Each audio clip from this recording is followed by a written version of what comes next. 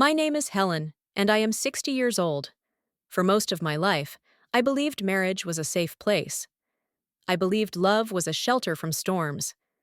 I believed that if two people shared a bed and a name long enough, there could be no hidden rooms left between them.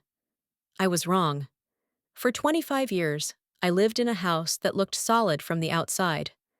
The walls stood straight, the doors closed properly, but inside, there were cracks I did not see. Or maybe I saw them and told myself they were harmless. Small sounds in the night, small absences, small questions I learned not to ask. I loved my husband deeply. I loved him quietly, the way women like me are taught to love, by giving, adjusting, forgiving. I believed that love meant trust, and trust meant not looking too closely. The secret came to me slowly, then all at once. It began with paper. A thick envelope arrived one morning, heavier than it should have been. It carried no warmth, no greeting, just numbers and words that made no sense. Accounts with balances I did not recognize. Warnings written in cold language. Red lines where there should have been safety. I remember standing in the kitchen, the kettle screaming on the stove, forgotten. The house felt different that morning, like it was holding its breath. I told myself it was a mistake, but mistakes do not repeat themselves. More letters came, then phone calls, then a knock on the door from a man who spoke carefully, like someone walking through broken glass. He asked questions about my husband's name, then another name, then another. That was the moment the floor gave way. I went searching for answers, not in anger, but in disbelief. I opened drawers I had never opened before.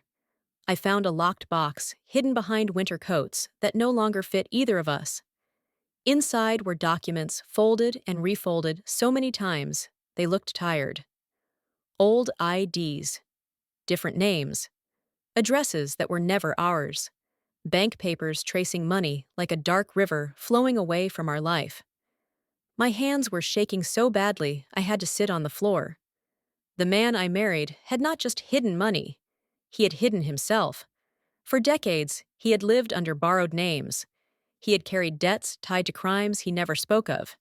People had been hurt, businesses ruined, lives disrupted. And instead of facing it, instead of telling me the truth, he built a new life on top of the old one, on top of me. Our marriage was not a partnership, it was a cover.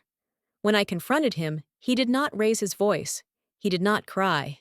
He just looked tired, like a man who had been running all his life and finally stopped.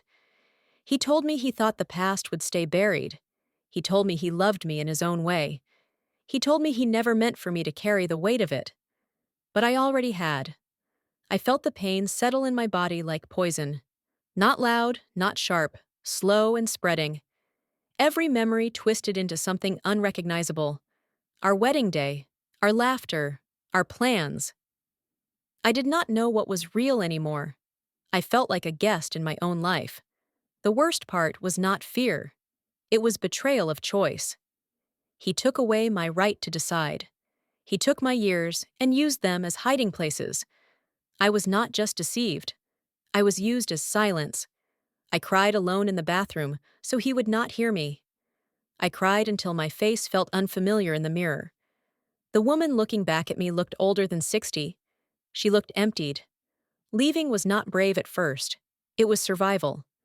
At 60, starting over felt like standing at the edge of a dark river with no bridge in sight. I left behind the house that had swallowed my truth. I left behind furniture heavy with lies. I left behind a man whose secrets had grown louder than his love. The nights after were long. Silence pressed against me like a weight. Sometimes fear crept in and whispered that I was too old, too tired, too late. Sometimes shame sat beside me and asked how I could have missed it for so long. But slowly, the darkness loosened. I noticed small things. How my breathing changed, how my shoulders dropped, how the ticking clock no longer sounded like a threat, but a reminder that time was still moving, and so was I. I learned that truth, even when it burns, makes room for peace. I do not want another man. That decision comes from clarity, not fear. I have learned my lesson. Love should never demand blindness. Trust should never require silence. And a woman's life should never be spent protecting secrets that are not hers. At 60, I am rebuilding. Slowly, carefully, like someone planting after a fire. I choose quiet mornings, honest days, a future that belongs fully to me. He wasted my years, yes. He darkened my past, but he did not own my ending. My name is Helen. I walked out of a life built on lies, and I walked into something truer, myself. And that is where my real life begins.